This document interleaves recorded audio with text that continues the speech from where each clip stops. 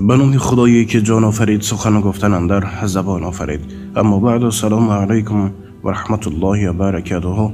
پدران و مادران و برادران و خواهران اهل ایمان من، امروز بنده خواستم باز یک قصه تربیوی را به سمع شما رسانم و البته اگر در وقتی گفتن موعظه اگر به خطاگی راه دیم، حق سبحانه و تعالی مرا مغفرت کند و از همه شما معذرت میخواهم.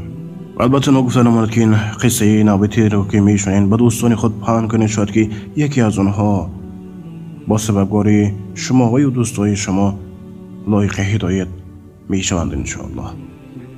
بوری پسر پس از بازگشت از مسجد به پدرش چنین گفت: من از این پس دیگر به مسجد نخواهم رفت. پدر پرسید: برای چی بچه جان؟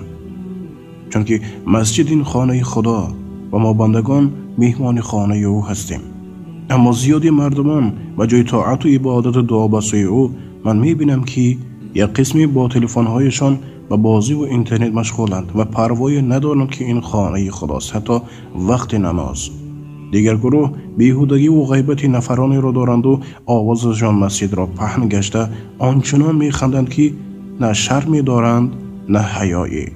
بعضی دیگر کبر و غرور دارند و خود را از دیگران بالا و اولا میدانند، حتی بعضی ملا و خادمان مسجد هم.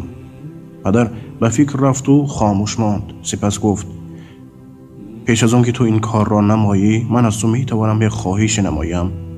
البته پدر جان، چیکار کنم؟ پسرم، یک کاسه آب بگیر و گرد مسجد 2-3 مرتبه چرخ بزن، اما چنان با دقت باش که از این آب قطره نریزد. پسر آنچه پدر فرمود آنچنان نموده نزدش برگشت و از اجرا نمودن فرموده اش خبر داد. پدر پس از آن از پسر 3 سوال نمود: آیا وقتی تو قدم میزدی نفر را دیدی که مشغول بازی تلفن یا اینترنت باشد؟ آیا نفرانی را دیدی که مشغول غیبت و بیهودگی باشند؟ آیا نفری را دیدی که کبر و غرور و یا اعمال ناخوب داشته باشد؟ پسر جواب گفت: نه پدر، همه خوش و حیال من در آن بود که از این کاسه آب قطره نریزد. پدر گفت: اکنون تو باید دانی که هر وقتی که مسجد روی، خوش و یادی خیال تو به یادی الله باشد، نه مخلوقات پرگناه او. گر چنین نمودی، آنگاه از رفتن به مسجد فایده نیک خواهی گرفت.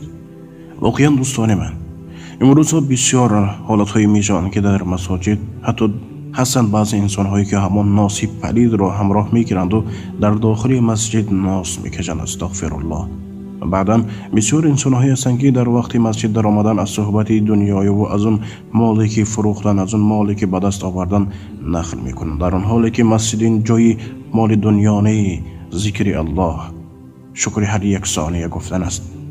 پس برادرانی که الحمدلله اهل نماز هستین و آنهایی که اهل نماز نیستن، از برای الله این فرض الهی را ادا کرده و وقتی که داخل مسجد وارد شدین، از برای الله فقط ذکر کنین.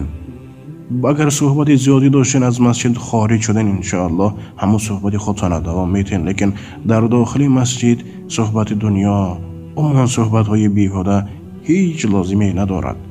الله سبحانه و تعالی هر نماز و دعا و تسبیحی که ما و شما میکنیم لایق مقبول کرده باشد و الهی هر گناه صغیر و کبیر ما و شما را مغفرت گردانه و دعای های ما را مستجاب، توبه ما را قبول، آخرت هر یک ما و شما را بخیر گرداند. و السلام علیکم و رحمت الله. با احترام دوست برادر شما امید رحمت. الله تعالی یار و نگهبان و مددگار هر یک شما باشه و در رزق روزی هر یک ما و شما برکت را انشاءالله عطا فرماید. اللهم صل على سيدنا ونبينا محمد على جميع الأنبياء والمرسلين وعلى آله وأصحابه أجمعين.